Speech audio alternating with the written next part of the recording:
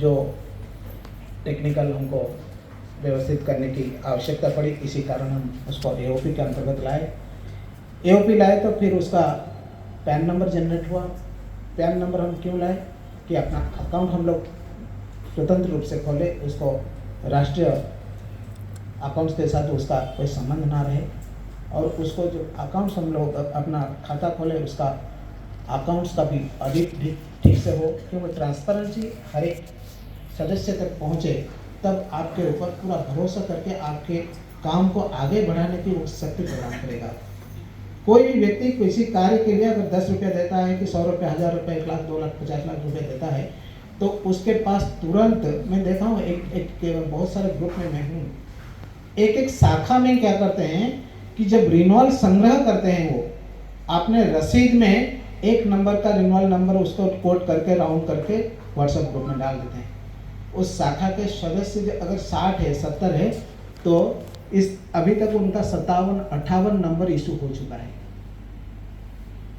होता क्या है कि बस दूसरे व्यक्तियों को पता चलता है 57 सदस्य अपने आउट ऑफ 60 दे चुके हैं अपना रिन्यूअल, जो नहीं दिया होगा उसको लगेगा। तो हर एक कार्यकर्ता का क्या 3 मिनिमम गुण होना चाहिए। एक, जो भारत विकास परिषद के प्रभावी संपन्न वर्ग से आते हैं, कम से कम उनको रिन्यूअल मांगने को ना पड़े और समय पे वो दे दे, मांगने की जरूरत ना पड़े। तो फिर वो अगर 3 बार मांगने से वो नहीं देता है, तो क्या वो व्यक्ति भारत विकास परिषद की सदस्य कहलाता है? मांगने की जिसको ना पड़े वही अपना सदस्य होना चाहिए और उसका रिन्यूअल तुरंत पहुंचे। एक सदस्य क्या करते हैं। दूसरा, साल में, महीने में कम से कम 4-8 घंटा समय, कम से कम 1 दिन समय दे। अगर जो व्यक्ति के पास कम से कम राष्ट्र के नाम से, अपने परिवार के नाम से, हम कहते हैं ना पारिवारिक संगठन, उसके पास कम से कम अगर 1 दिन का समय नहीं, 4-8 घंटा समय नहीं है, क्या वो सदस्य बनने के लायक है? साल में सिर्फ हम 12 दिन उनसे चाहते हैं। 4 घंटा वो बैठक के लिए दिए और 4 घंटा में हम जो डिस्कशन किए उसको व्यवहारिक रूप में जब समाज में हम कार्यक्रम के आधार पर लाते हैं, तो उसमें वो सहयोगी बने। तीसरा, एक व्यक्ति, ईच वन रीच वन, एक व्यक्ति कम से कम अपने, आप मोबाइल देख लीजिए, हर व्यक्ति के मोबाइल में हजारों से ज्यादा डाटाबेस है। हमारे विचारधारा के क्या हम एक व्यक्ति को जोड़ नहीं पाते अपने संगठन के साथ? अपने शाखा की संख्या कभी 40 है, कभी 50 है, कभी 60 है, लेकिन हम अगर चाहेंगे तो वो संख्या क्या 1 महीने में डबल नहीं हो सकता? अपने दायित्व को समझने के लिए, जैसे आज वर्कशॉप है, ये 3 बिंदु हर सदस्य का कर्तव्य होना चाहिए।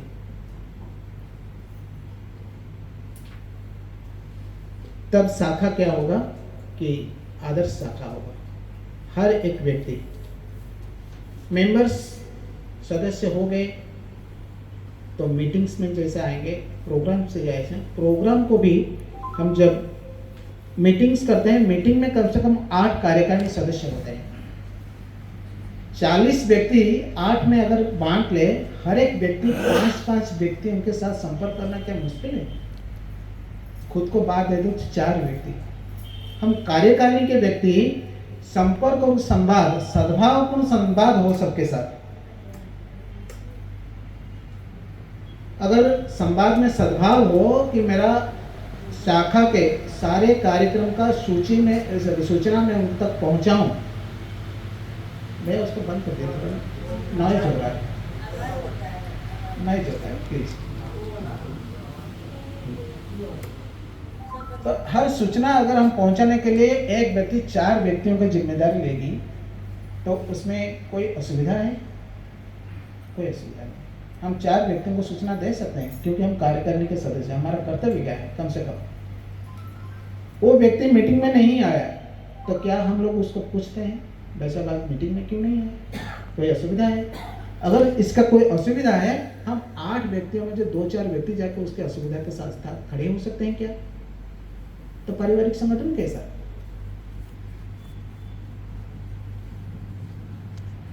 तो सद्भावपूर्ण संवाद के माध्यम से अगर हम 8 कार्यकारिणी का दायित्व बन जाए कि हम 40 व्यक्तियों का हमारी जिम्मेदारी है, उनके साथ संपर्क करेंगे, उनके साथ सूचना प्रदान करेंगे, वो आए या नहीं आए हालचाल उनको पूछेंगे, तो अपना शाखा भी वाइब्रेंट होगा। कार्यक्रम करते हैं, कार्यक्रम का स्वरूप क्या होना चाहिए? कार्यक्रम को अच्छे से अपने जो कन्वेनर है और उसका जो सचिव है, जैसे हम लोग प्रांत के कार्यकारिणी के 8 कार्यकारिणी को रखते हैं, 5 विभाग के, सेवा, संस्कार, संपर्क, संगठन और महिला एवं बाल विकास। कार्यक्रम को वो सचिव और कन्वेनर इन दोनों के माध्यम से कार्यक्रम का संचालन हम सभी सहयोगी बने। एक व्यक्ति भारत को जानो करता है तो साल भर में उसको एक ही काम करना है, और उसको कितना बढ़िया से वो करेगा, वो क्या करेगा, वो सोचेगा। क्या क्या उसको सोचना है कि कार्यक्रम में कहाँ करूँगा, कार्यक्रम को कितना भव्य करूँगा, कार्यक्रम में कितना बढ़िया अतिथि बनेंगे, कार्यक्रम में कैसा बढ़िया बच्चों के अच्छा लगने की तरह उनको पुरस्कार भी देंगे। ये सब जो वो सोचेगा उसका एक फ्रेमवर्क करेगा वो, और वो फ्रेमवर्क हम सब सहयोगी बनेंगे। हर कार्यकर्ता अपने कार्यक्रम को इफेक्टिव बनाने के लिए जब वो स्वयं सोचेगा और उसके साथ साथ पूरे प्रांत के कार्यकर्ता, पूरे शाखा के जितने पदाधिकारी कार्यकर्ता उसके साथ देंगे, तब वो शाखा प्रभावी होगा। नहीं तो फिर वही गलती होगा कि शाखा के सचिव सबको सूचना देते हैं, मिनट्स लिखते हैं, बैनर लगाते हैं, खाना खिलाते हैं, आए या नहीं पूछते हैं, फिर सबको अभी जैसे हम लोग भी भगाते हैं, चलिए चलिए मीटिंग, ऐसे भी आप करते हैं। तो दायित्व का विकेंद्रीकरण होना चाहिए, और जब कार्यक्रम करते हैं उसका दायित्व किसको देना चाहिए उसको सोचना चाहिए। कार्यक्रम समापन के बाद उसका न्यूज़ मीडिया में भी जाना चाहिए। मीडिया में तो हो जाता है कभी कभी कि मेरा नाम नहीं छपा, मैंने इतना काम किया, उसका नाम बदल गया, ये सब होता है। कभी संगठन के नाम पे न्यूज़ दे दीजिए, ये विवाद ना हो, संगठन के नाम पे दे दीजिए। नहीं तो प्रमुख कार्यकर्ता जो है और उसके अतिरिक्त साथीगण सब सहयोगी बन के दिए थे। भारत को जाना हुआ, भारत को जाना के कन्वेनर का नाम दे दिए, संस्कार के सचिव का नाम दे दिए, फिर शाखा के अध्यक्ष महासचिव के समेत ये लोग सहयोगी बने। किसी का नाम अगर छूट गया, ऐसा नहीं होना चाहिए कि आपने क्या संस्कार है, संस्कार का अर्थ क्या है, अंतःकरण की शुद्धि, चरित्र का निर्माण। मेरा नाम नहीं हुआ तो मैं बुरा मुझे लगना चाहिए क्या? नहीं, फिर भी हो जाता है क्योंकि इतना संस्कार है, ये कारण। कार्यक्रम प्रचार प्रसार हो जाने के बाद फिर इस कार्यक्रम की समीक्षा भी होनी चाहिए। तो जो भी कमी है हम लोग रिकॉर्ड मुक्त कर रहे हैं, तो दोबारा वो रिपीट हम लोग नहीं करेंगे। किसी मिस्टेक को, अगर गलती को रिपीट करते हैं तो हम लोग के अंदर संस्कार फिर क्या होगा? भूल तो होता है, काम अगर करेंगे तो भूल होगा। तो ये समीक्षा भी करेंगे, समीक्षा से जो सुधार हो जाएगा, संगठन फिल्टर हो जाएगा, एकदम प्रभावी हो जाएगा वो कार्यक्रम। फिर हम लोग इसका कार्यक्रम के पीछे जितने लोगों को हम जोड़ते हैं, किसी भी कार्यक्रम में देखें, संपर्क के अंतर्गत के कार्यक्रम देखें, संस्कार के अंतर्गत के कार्यक्रम को देखें, जो भी हम कार्यक्रम करते हैं, महिला एवं बाल विकास के कार्यक्रम में हमारे सदस्य के अतिरिक्त समाज के कुछ लोगों को हम जोड़ते हैं। क्या हम उन लोगों का संकलन करते हैं, कार्यक्रम में सीमित रहते हैं, या कार्यक्रम के साथ जुड़े व्यक्तियों को हम सदस्य बनाते हैं? कार्यक्रम के पीछे उद्देश्य क्या है उसको भी जानना चाहिए। अगर इफेक्टिव ब्रांच है हमारा कार्यक्रम के पीछे, क्योंकि शाखा में ही काम होता है, 90% काम हमारे शाखा के लेवल पे होता है, और ऊपर के कुछ संरचना होती है हम लोग करते हैं। तो इसीलिए कार्यक्रम के बाद निश्चित रूप से हम जितने लोग जुड़े हैं टारगेट करें कि 2-4 व्यक्ति इस कार्यक्रम के माध्यम से हमारे साथ जुड़े, सदस्य बने। हम तो ईच एंड रीच वन के माध्यम से हम एक व्यक्ति का संकलन करेंगे, इसके लिए टारगेट लेंगे, 1 महीना 3 महीने के अंदर हम उसको करेंगे। इसके साथ साथ जब कार्यक्रम के माध्यम से लोग हमको मिलेंगे, तब शाखा और ही इफेक्टिव होगा।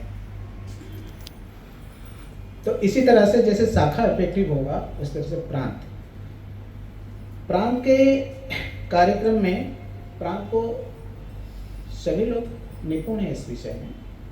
प्रांत को कम से कम आप देखिए दिसंबर एंड तक हम लोग सोचते हैं कि रिन्यूअल तो जाता है, केंद्रीय कार्यालय से हमको बार बार आता है कि जून के अंदर आप दे दो, फिर इसके बाद आता है कि नहीं हो गया आप फिर भेजो, क्षेत्रीय पदाधिकारियों के माध्यम से फिर हमको सूचना आता है कि कितना हुआ क्या हुआ। ये हम सभी लोग जानते हैं 31 दिसंबर हम लोगों को लास्ट तक मौका है कि हम अपना जितने सदस्यों का हम दे सकें, वही हमारा आखिरी डेट है, लेकिन वो नहीं है।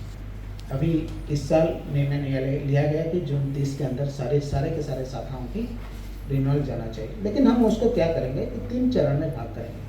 प्रथम 3 महीना हम लोग क्या करेंगे, रिन्यूअल संग्रह जो अप्रैल मई जून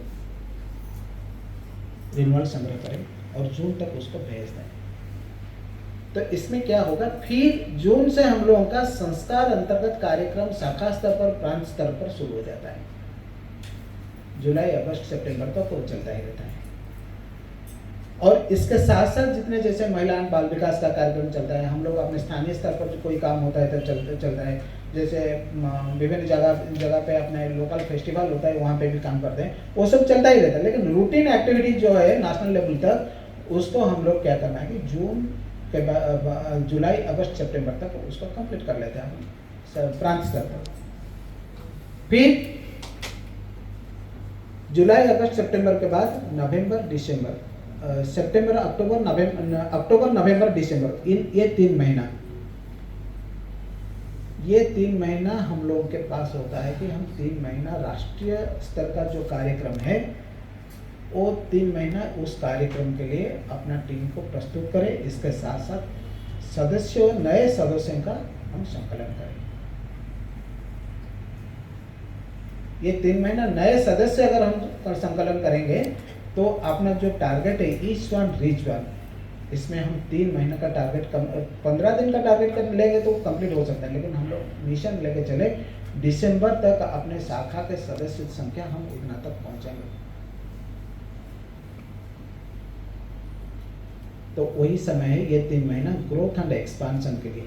प्रांतीय कार्यकर्ता क्या करेंगे कि ग्रोथ एंड एक्सपांशन के लिए वो टाइम बेहतरीन टाइम है। तो शाखा में प्रवास, ग्रोथ एंड एक्सपांशन के लिए प्रवास बहुत जरूरी है। प्रवास कौन कौन करेंगे, प्रांतीय कार्यकर्ता करेंगे। प्रांत के 8 कार्यकर्ता है, वो जब प्रवास करेंगे उनके प्रवास के साथ साथ रीजनल सेक्रेटरी में और क्षेत्रीय स्तर के संयुक्त महासचिव है, संयुक्त सचिव है, अर्थ सचिव है और अध्यक्ष। ऐसे हर प्रांत में 5 रीजनल पदाधिकारी, 5 या 6 रीजनल पदाधिकारी, ये 8 व्यक्ति, 14 व्यक्ति। अगर 14 व्यक्तियों में 2-2 व्यक्ति एक शाखा को प्रवास करने की योजना बनाए तो बताइए हम लोग हर महीने कम से कम 6 शाखा को विजिट कर पाए। मिनिमम 7 शाखा को हम विजिट करेंगे। कभी किसी का काम पड़ गया, अगर कोई एक टीम नहीं जा पाया तो कम से कम 14 व्यक्ति अपना 6 शाखा तक विजिट कर पाएंगे। तो अपने प्रांत में कितने शाखा हैं आप सोच लीजिए, और उस शाखा को हम हर महीने चाहे या 2 महीने के अंदर एक बार चाहें तो अगर प्रवास करेंगे, प्रवास में वो शक्ति है, प्रवास में वो शक्ति है, व्यक्ति के साथ से भी संपर्क नहीं होता, शाखा के बारे में आपको जानकारी मिलता है और आपका सपोर्ट भी मिलता है। शाखा में अगर कोई भ्रम है वो भी दूर होता है और शाखा तंदुरुस्त बढ़ता है। कभी कभी संपर्क संवाद इतना कमजोर हो जाता है, हम लोग शाखा में पहुंचते नहीं, जिसके कारण शाखा रुग्ण हो जाता है। प्रवास सबसे बड़ा माध्यम है किसी प्रांत को इफेक्टिव बनाने में, सबसे ज्यादा जरूरी है प्रवास। और प्रवास में एक चेकलिस्ट है। प्रवास हम जाएंगे तो हम प्रवास क्या करेंगे, इस मीटिंग में जाकर नहीं बैठेंगे।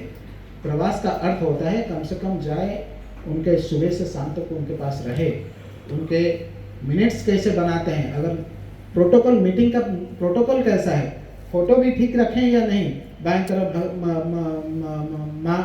भगवती की चित्र और उनके बाएं तरफ स्वामी विवेकानंद की चित्र। हो जाता है कि कभी बदल के रख लेते हैं। अपना चित्र भी क्या होना चाहिए कि हाथ में त्रिरंगा वाला चित्र होना चाहिए। लोगो क्या होना चाहिए कि अपने ब्लैक एंड व्हाइट लोगो होना चाहिए।